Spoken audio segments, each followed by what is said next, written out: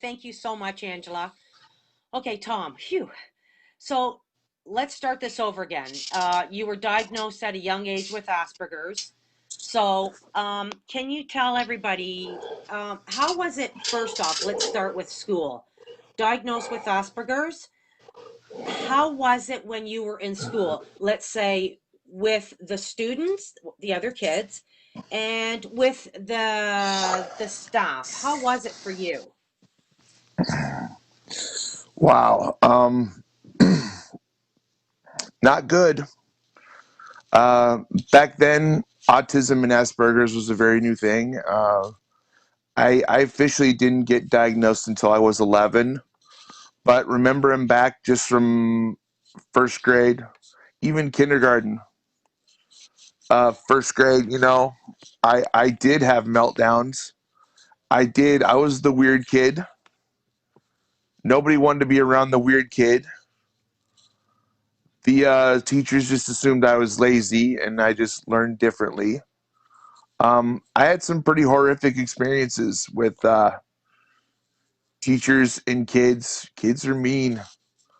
They have been. Everybody's like, "Oh yeah, kids are mean lately." No, the kids have been mean all throughout. Anytime. Especially if you're different. Especially if you do things differently. Especially if you have a weird approach. I was not considered normal in the eyes of a lot of people. I Yeah. took a lot of harassment from kids. Took a lot of harassment from teachers. Um, People talk about the horror stories that kids with autism being bullied by teachers. It's not unfactual. It's 100% true because I've experienced it. I know what it's like. Um, I had mentioned before to other people, you know, there was a time I had a meltdown in third grade. My third grade teacher slapped the glasses off my face. My fifth grade teacher locked me into the school health room when I was in fifth grade. Left me down there all day. Wow. Just because she got tired of me. Yeah, Tom, speaking of that as well, when my son Nathan was in public school, um, they thought it'd be a good idea to withdraw him out of the classroom and put him in a closet-sized room with his EA and work from there all day and walk around the school with a chain with a sign on it that says quiet. I happened to come in one day and seen my son was in this room and he had this quiet sign on, and I went right to the school board. I drove right down to the school board and demanded to see the superintendent and told them we have issues and these things are going to change because, you know, every student belongs in a classroom inclusively. And if the adults cannot accept that, then they're not in the right field. I mean, when my son was when I was fighting to have him inclusive into the classroom, unfortunately, it wasn't heard of then.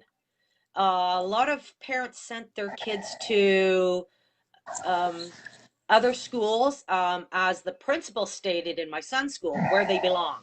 They belong in their community school, is where they belong, their neighborhood school. All Yeah. in all, if I had to fight, and I mean fight, and go to the media to get my son in an inclusive classroom with his twin sister. Now, I gave them Wow. rights that if he couldn't handle it in the classroom, if he started being overwhelmed, even with the modifications, remove him out of the classroom for 10 or 15 minutes, take him for a walk, and bring him back in. He'll be fine. And he was. And he proved to the principal and to the teachers it can be done if you're willing to work with the student and with the parents to modify programming and set it up appropriately. And it's easier on the EAs as well. They don't feel isolated as well. So, what you're saying is the same sort of thing happened to you. Yeah. So, how Now did that I change then? How did it change? Yeah. Um I did get some help when I was younger. I had gone to I had a lot of physical limitations too. I couldn't ride a bike until I was 11 years old. I couldn't run until I was 5. So there were physical limitations. So I did go to physical therapy. I did do some educational therapy when I was younger and in junior high and high school.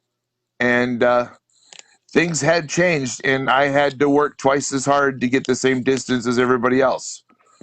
I didn't even know until the last day of school if I was going to graduate from high school or not.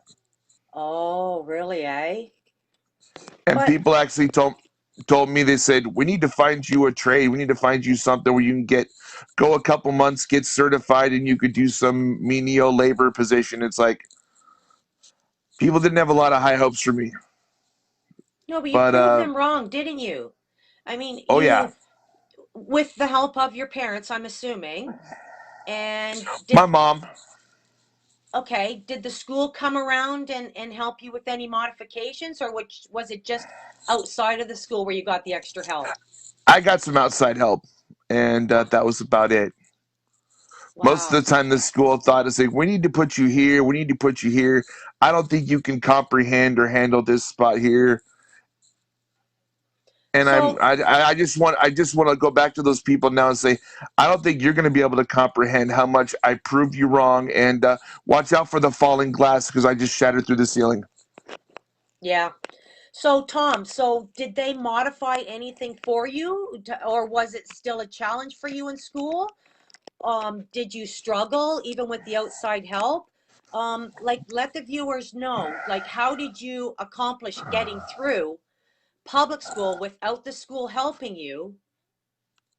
I had a little bit of help. They wanted to modify some stuff with me. Um, I had one person thought that humiliation would help, and my dad even said, "Yeah, your mom's going to come to school with you every day," and that wouldn't have helped at all, especially in social circles. It'd be like, "Oh, your mama's boy," and stuff. And a lot of times, sometimes I was very prideful. I wanted to do it on my own, and there's sometimes I didn't. I needed to ask for help. Like when I was in college, I asked for every single little help I got in culinary school. I got into school early. I studied as much as I could. My teachers couldn't believe how hard I worked. I went to school full time and worked full time, and I still graduated with a 3-point GPA. That to some people like, oh, you didn't go any higher. It's like for me, that's a huge accomplishment. That's a milestone. I got a college degree. Yeah. So yeah, I did a lot of stuff I did do on my own just from sheer determination. You know what? And Tom, I think a lot of it comes down to, you know, a whole host of, let's say, a small community, the school, the teachers, the principal, the EAs, the student themselves, everybody collectively to try and help a student get through school. And if one of those aren't willing to help, then it's a challenge to get to the end result. You can still do it, but it's Yeah. still a challenge. So, the bullying, you had the bullying from, you're saying, the adults. How about students? All the time, every day. Like what? A There are name days. calling or Oh, name calling. I can if I could if I counted how many times I was called the R word. I hate yeah, that word with a passion. yeah. If I could count how many times I was called that, I would own a $6 million restaurant. If I got counting how many times, oh, you're stupid, you're weird, you're a nerd, you don't know what you're doing. So, Tom, let me ask you something, okay? It's something that obviously I couldn't ask the other day because technical difficulties we were having with echoing. So, what would you, not in a short sentence either, what would you suggest to parents that have a family member, their own loved one that's in public school right now? It doesn't matter where it is around the world, that's having challenges with educators, or just being in an inclusive classroom, or being segregated and the parents wanting them in an inclusive classroom? What do you suggest, giving some tools, any suggestions to the people watching? My suggestion is I think that the schools should have an assembly, that they should talk to kids and they should educate them and have a separate time. They should educate them about what certain disabilities are. And then I say, hey, you might know some kids at our own school who have these disabilities, and introduce them, because some people might not know about it. It's something that they may not understand.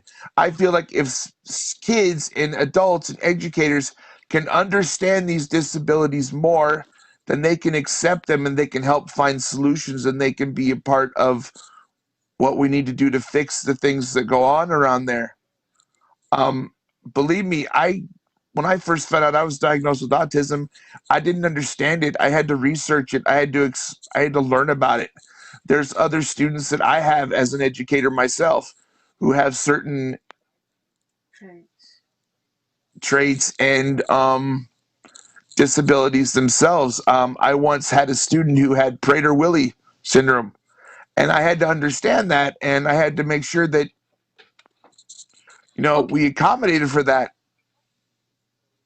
okay, but And that's yeah, for the students. That's for the students. What would you suggest for the adults, besides just an assembly? Because I've had an assembly as well for my son, and some of the students asked an awful lot of questions, but it does come down to an awful lot of the adults being educated on how to address issues that might come up in the classroom, and how to incorporate the teaching skills or even the modifications for that student that might happen to be in the classroom, that might not even have an EA helping them in that at that time. What would you suggest? I suggest that adults just do their homework on it before they just, educate before you discriminate. That's my main suggestion, is educate yourself and know what you're getting into before you decide, oh, I don't want to be around one of those people. That's another term I hate. Yep. I've been referred to as one of those people, and it's like, Yeah. define that. Or where they And belong. yeah, they need to go into their kind of place. It's like their kind of place is in this world with everybody else, because we're all different. We all have different needs. We're not all the same. No, exactly. We all have different challenges, regardless of what it is in life. We all look different as well. Just because there's a diagnosis attached to somebody doesn't mean that they're any different than anybody else. Now, here's something that a lot of families struggle with. Please go into a little bit of detail with this, okay? Okay. Um, Challenges with you at a younger age with, you've already called them meltdowns. So I'll call them meltdowns. I call them actually behavioral issues. So, challenges you had as a young boy with outbursts, and as an adult with outbursts. Oh, wow. Wow. Yeah. Um, Challenges as a Did you kid. have a lot of outbursts when you were younger? Oh, yeah. I lost my temper a lot when I got flustered, and everybody could tell me, get to your homework, get to your homework, get to your homework, stupid. It's like, I just yelled. Um, there were some altercations at home that I'm not going to go into detail about because of outbursts. No. They've all been forgiven and forgotten about. No use rehashing them up. As an adult, yeah, I've had outbursts. I've had meltdowns around my wife, and it's hurt our relationship. But you know what? I've actually put those into check. Um, there are times when I've melted down, and she's been the victim of it. And there's also times where I've learned from that, and I've come home and I've said, She said, "How was your day?" I said, "I had a really bad day right now. I feel like I'm gonna freaking scream. I'm gonna go into the other room. I'm gonna decompress. I'm gonna cool off. And when I come out, I'm gonna talk to you about it like a rational person because she doesn't deserve that. She doesn't deserve that at No, all." no, and you and And I dealt with that as an adult when you would have issues and you'd message me on Facebook, Tina, help me. I'm mm-hmm, having a meltdown. And what would I tell you to do? Shut take a that walk. computer off, get out of the house, and go for a walk because she doesn't deserve this. No, she doesn't. But you went for a walk, you came back, you messaged me immediately and say, Tina, I'm better. And I say, good. You need to do that every time. Yeah, And you've been doing great. So, Tom, as a young boy, that's as an adult dealing with those issues. As a young boy, how did you manage to be able to cope with addressing your behavioral issues? Was there techniques that you used to cope with them or to de-escalate yourself from having those? kind of my thing was is kind of lock myself away in my bedroom when I was a kid, and then just to be by myself. Yeah. Then my parents would pull me out. They kind of didn't understand that. So you don't need to be antisocial. It's like I'm very antisocial. That's just how I am. And Yeah. then things didn't get much better. My parents adopted my three brothers and my sister, and there was a time I had four people in a bedroom meant for one. And but we did move into a bigger house, so I ended up getting my own room again, and it helped just to have that space to get um,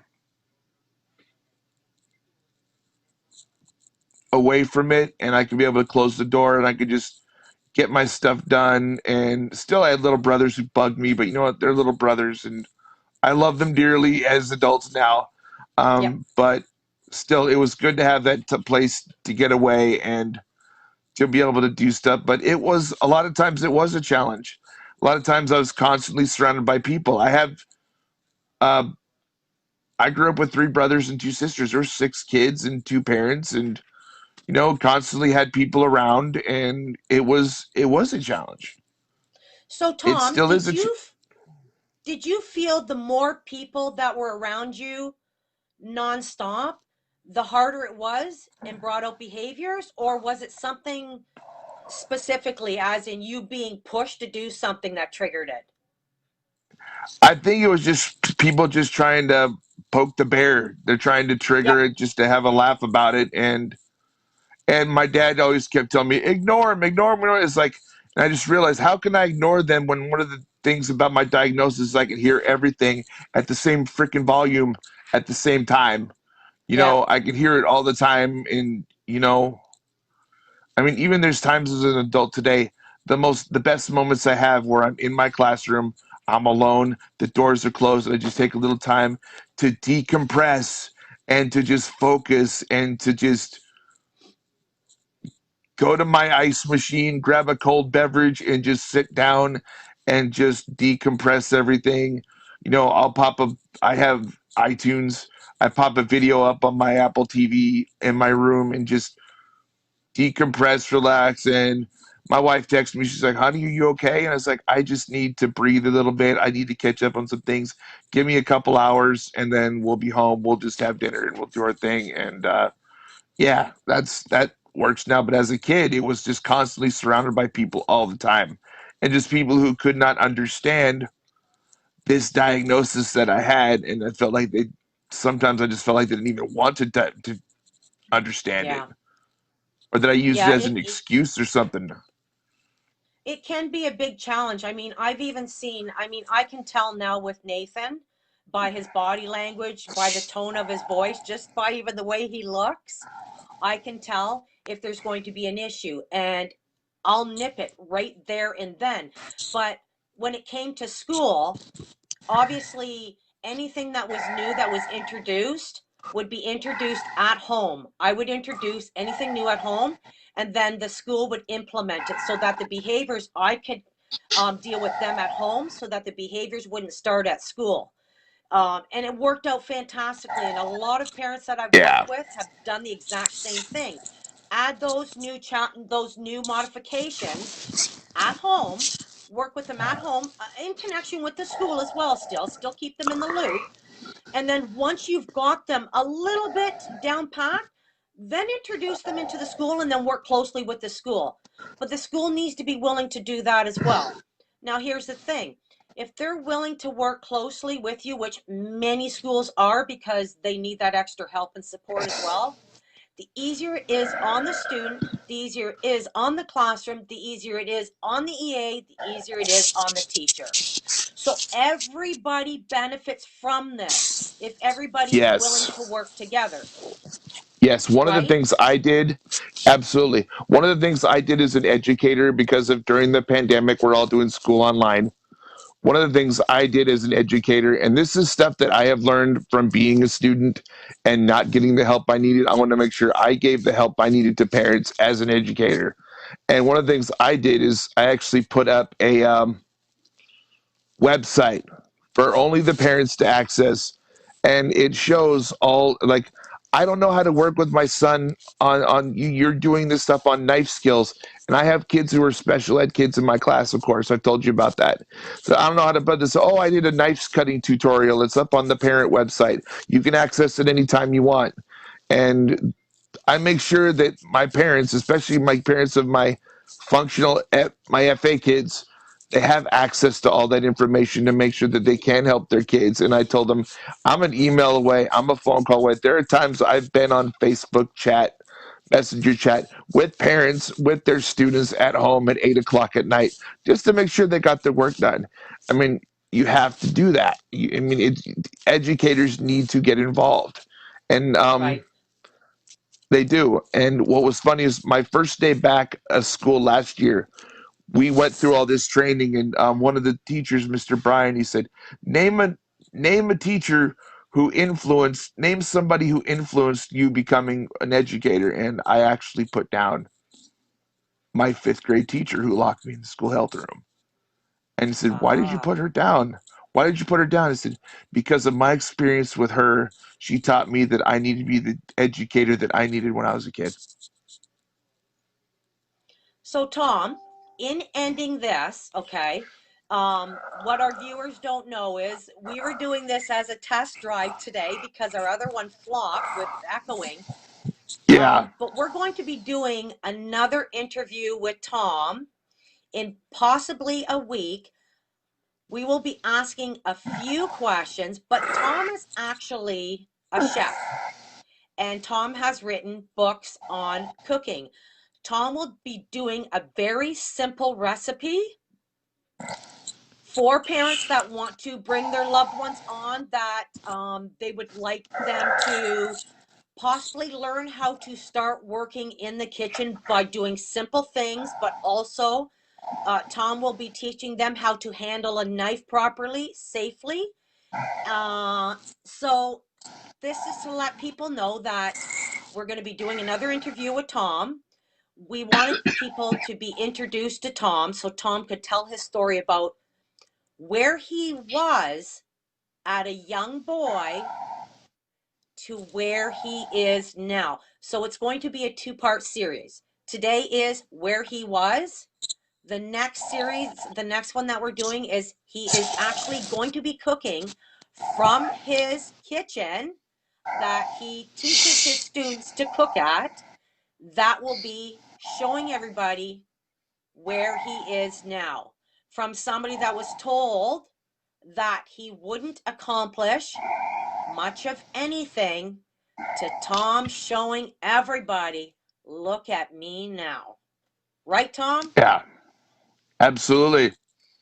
Absolutely. Yeah, I like I said before in our previous interview, all those written experts, all those expert opinions written down, I use them as toilet paper now. You know, Tom, you just Because gave me goosebumps talking about that because I've known you for a long time. And even over 10 years that I've known you, you've still done growth. I still see you growing. And it's amazing to watch how much growth you've done. And I'm actually really, really proud of what you've thank you. accomplished. And I think this should be something positive for parents to look at to show them that you were told that you wouldn't really amount to anything and you wouldn't learn much. And hey, look where you are now. And same with my son Absolutely. Nathan. You know, I was Yeah, told he'd he's never talk, he'd never go to school. I'd be looking after him for the rest of his life because, he wouldn't be able to. Yes, I will be looking after him for the rest of his life or until they can cure his seizures, but not because of his autism. His autism has nothing to do with no. what stunted him right now. He's done so much growth through that. So Tom, I'm like you. Hey, look at him now. He proved the Yeah, doctors wrong. You've proved everybody wrong as well. and I'm still not done. I mean, even next school year, I'm gonna be running I'm gonna be running a brand new $2.5 million restaurant on our campus. You know, we're not done. We're not done. Nope. And you know what? All of my special ed kids are going to be in there. They're going to be learning skills. They're going to be actually working in that restaurant and getting job experience. You know, if I can train one of my FA students to work in a professional dish room, I'll give them a job for life. So we're not done. We're not done by a long shot. And if I have my choice, all of our centerpieces on all of our tables for the restaurant are going to be your son's birdhouses. Ah, that would be so neat. But Tom, I'm not done with you yet either. I mean, our interviews are not going to finish after our Oh next no. interview. I mean, I'd love to show our viewers the growth in continuing growth with you.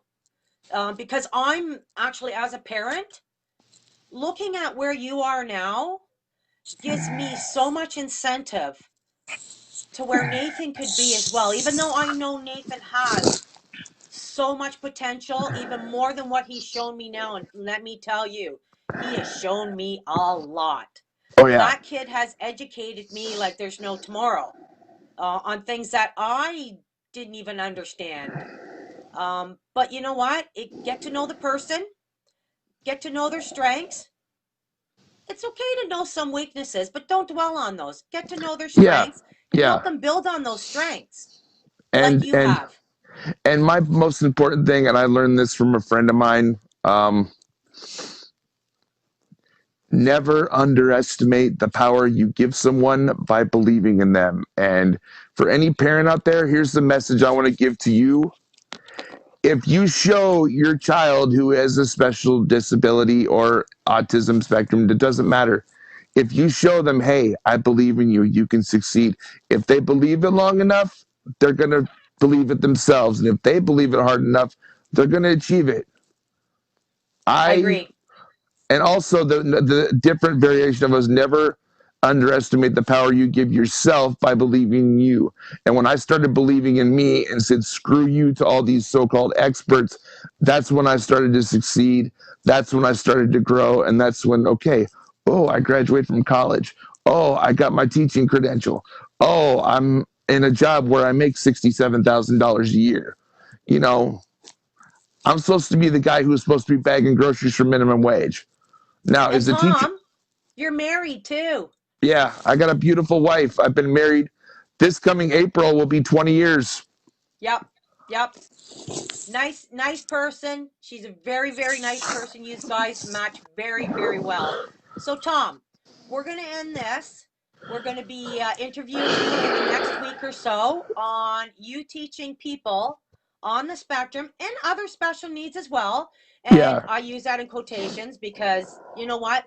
They're all able. It's how we teach them and how we modify them no one's for them disabled. to They're learn. differently abled. Yep, exactly, exactly. So, Tom, in saying this, my friend, thank you so very much, and we will talk soon. All right. Thank you. Thank you. Bye bye. Bye.